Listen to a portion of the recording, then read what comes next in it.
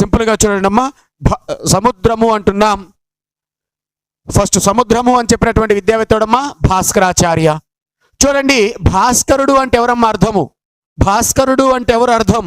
సూర్యుడు. అవునా కదమ్మా? భాస్కరుడు అంటే అర్థం ఎవరు? సూర్యుడు. సూర్యుడు ఎప్పుడూ కూడా సముద్రంలోనే ఉదయిస్తున్నట్టు ఉంటుంది. అవునా కదమ్మా? సూర్యుడు ఎలా వస్తాడు? ఎక్కడి నుంచి వస్తున్నట్టు ఉంటుంది? మనకి సముద్రంలో నుంచి ఉదయిస్తూ ఉన్నట్టుంటుంది. కాబట్టి సూర్యుడికి సముద్రానికి మధ్య దగ్గర సంబంధం ఉంది. సముద్రం అంతటి అని చెప్పింది ఎవరయ్యానంటే భాస్కరుడు. నెక్స్ట్ చూడండి, ఆల్ఫ్రెడ్ రెన్యూ అనేటువంటి విద్యావేత్త ఏం చెప్పాడయ్యానంటే, నేను సంతోషంగా లేనని భావిస్తే ఆ సంతోషాన్ని పొందడానికి గణితాన్ని చేస్తాను. నేను సంతోషంగా ఉంటే ఆ సంతోషాన్ని కొనసాగించడానికి, అంటే ఆ సంతోషాన్ని రెన్యువల్ చేసుకోవడానికి మళ్ళీ గణితాన్ని చేస్తాను. ఒకసారి జాగ్రత్తగా వినండి. నేను సంతోషంగా లేనని భావిస్తే సంతోషాన్ని పొందడానికి గణితాన్ని చేస్తాను. నేను సంతోషంగా ఉంటే ఆ సంతోషాన్ని కొనసాగించడానికి అంటున్నాడు. ఇప్పుడు నేనేమంటున్నానంటే, నేను సంతోషంగా ఉంటే ఆ సంతోషాన్ని రెన్యువల్ చేసుకోవడానికి, రెన్యువల్ అంటే తెలుసు కదమ్మా, రెన్యువల్ చేసుకోవడానికి మళ్ళీ గణితాన్ని చేస్తాను అంటున్నాడు చెప్పినటువంటి విద్యావేత్త ఆల్ఫ్రెడ్ రెన్యీ. అంటే సంతోషాన్ని రెన్యువల్ చేసుకోవడానికి కూడా గణితాన్ని చేస్తూ ఉంటాడు. Very good. సంతోషాన్ని చెప్పింది ఎవడమ్మా? ఆల్ఫ్రెడ్ రెన్యీ. సంతోషాన్ని రెన్యువల్ చేసుకుంటాడంట. నెక్స్ట్ ఆచార్యుడు ఆర్యభట్ట. గుర్తుపెట్టుకోండి, ఆచార్యుడు ఆర్యభట్ట ఒకే లెటర్తో స్టార్ట్ అయింది. గుర్తుపెట్టుకోనమ్మా. గణిత ఆచార్యుడు నేడు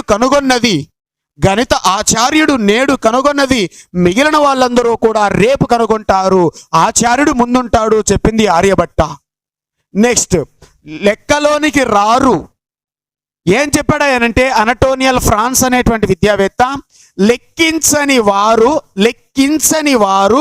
లెక్కలోనికి రారు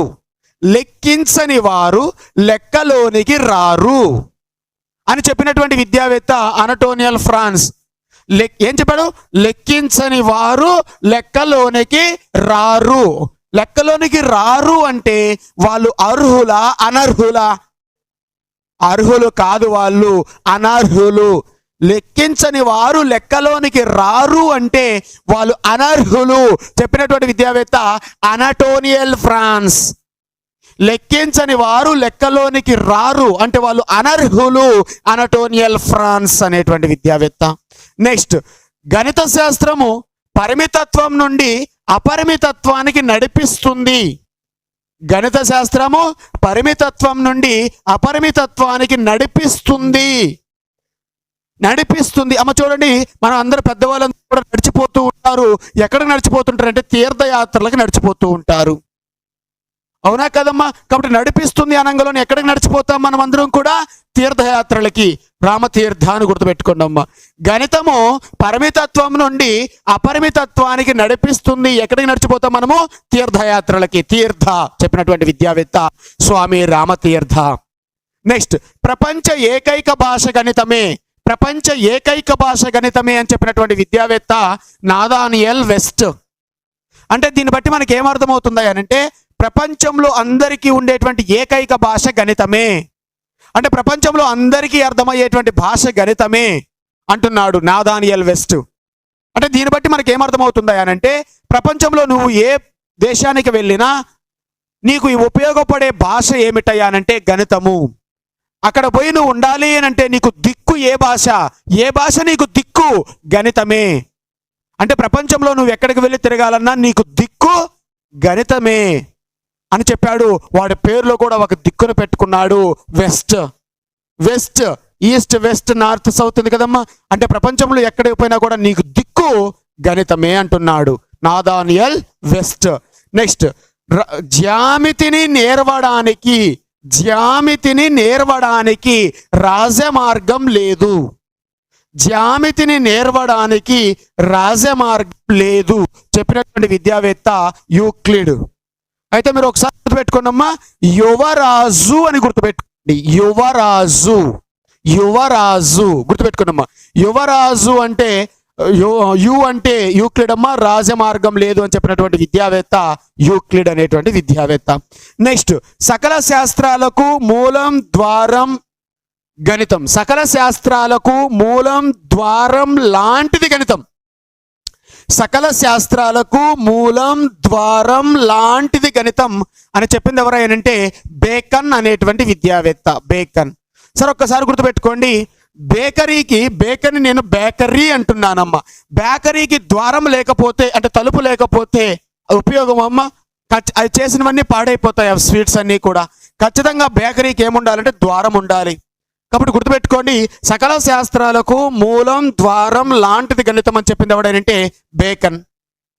నెక్స్ట్ చూడండి, సంఖ్యా రాసులు అంటున్నావు. మా సంఖ్య అంటున్నావు, గుర్తుపెట్టుకోండి. ఫర్ ఎగ్జాంపుల్ 8 అంటున్నావు, లేకపోతే 845 అంటున్నావు, తర్వాత 9 అంటున్నావు, 945 అంటున్నావు. ఇవన్నీ సంఖ్యలే కదమ్మా.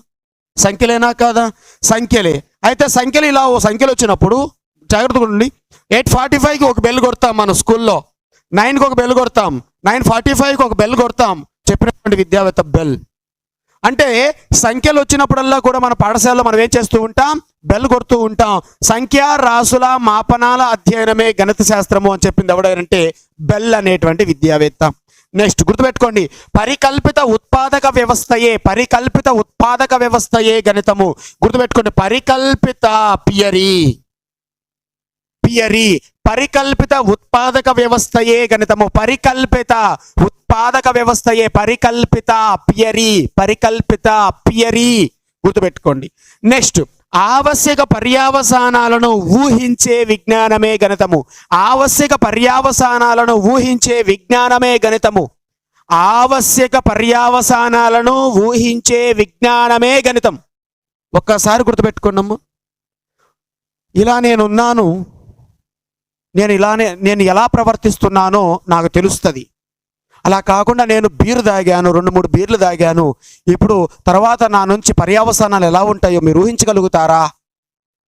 అంటే వైన్ తాగినప్పుడు నా యొక్క పర్యావసానాలు ఎలా ఉంటాయో మీరు ఊహించగలుగుతారా? ఊహించలేరు. ఆవశ్యక పర్యావసానాలను ఊహించే విజ్ఞానమే గణితము. చెప్పింది ఎవరైనంటే బెంజమిన్ పీర్స్ని మీరు బీర్ అని గుర్తుపెట్టుకోండి అమ్మా. బీర్స్ అని గుర్తుపెట్టుకోండి. బీర్లు తాగినప్పుడు దాని పర్యావసానం ఎలా ఉంటుందో మనకు తెలియదు.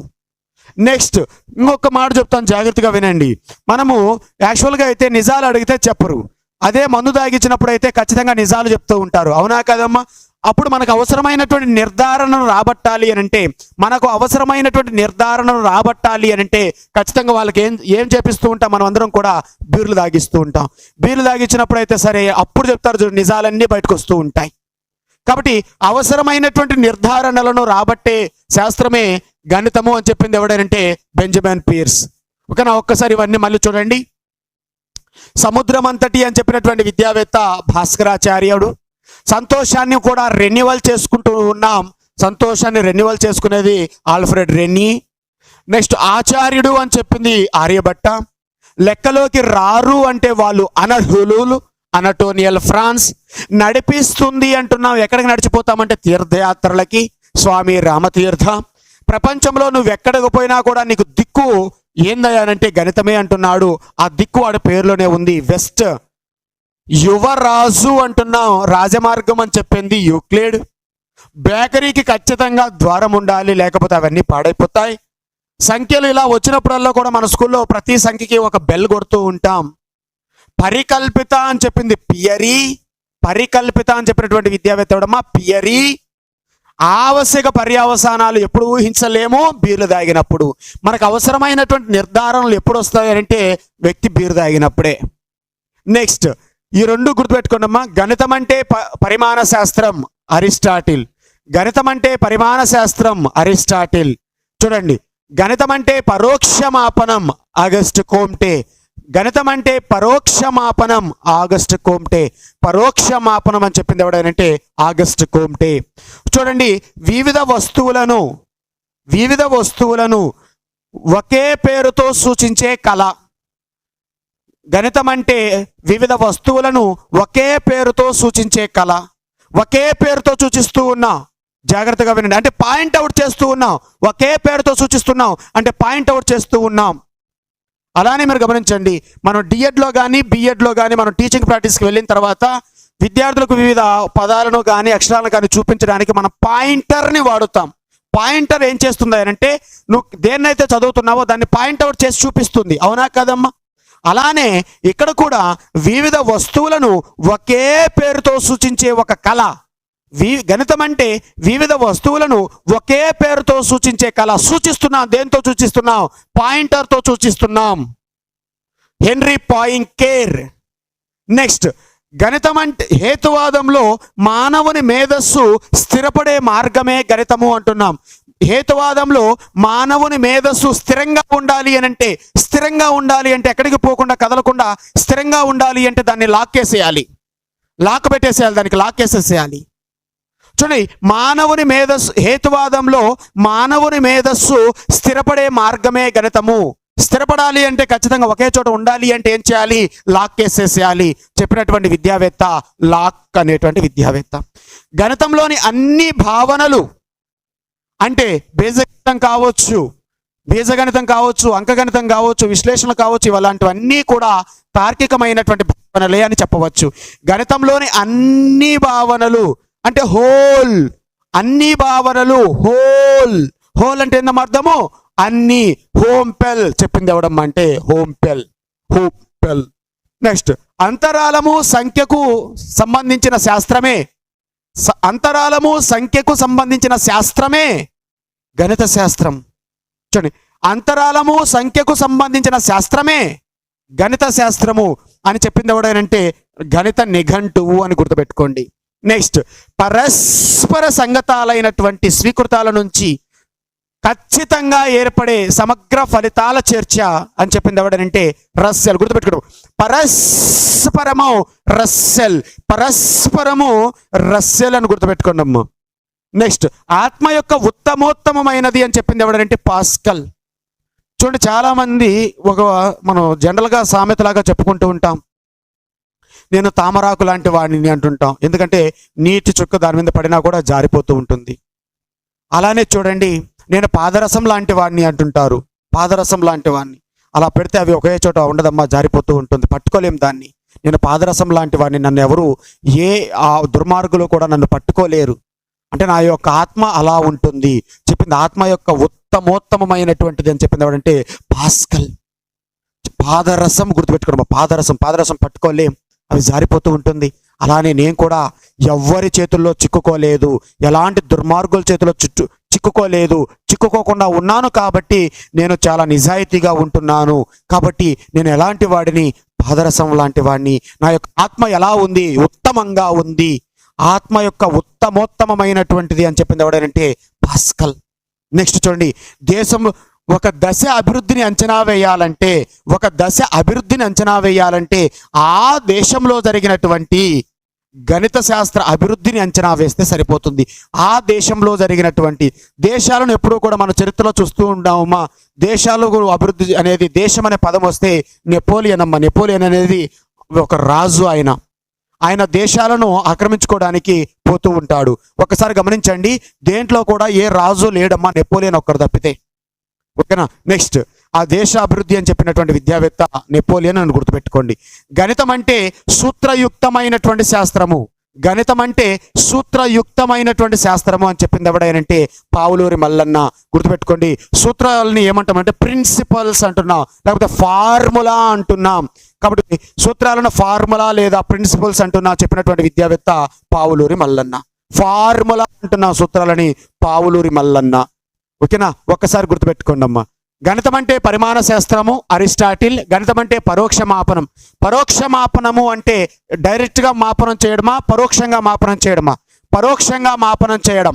అయితే మీరు గమనించండి, పరోక్షంగా మాపనం చేయడం అని చెప్పింది ఎవడైనంటే ఆగస్ట్ కోమ్టే. పరిమాణ శాస్త్రము అని చెప్పింది అరిస్టాటిల్. గుర్తుపెట్టుకోండి, మనం పండక్కి అరిసెలు చేసుకుంటాం కదమ్మా. అరిసెలు పరిమాణంగా ఉంటుంది, ఒక రౌండ్గా ఒక పరిమాణంలో ఉంటుంది. అవునా కదమ్మా? అరిసెలు. కాబట్టి పరిమాణ శాస్త్రం అని చెప్పింది ఎవరంటే అరిస్టాటిల్. పరోక్ష మాపనం అని చెప్పింది ఎవరంటే ఆగస్ట్ కోమ్టే. ఓకేనా? ఇప్పుడు నాతో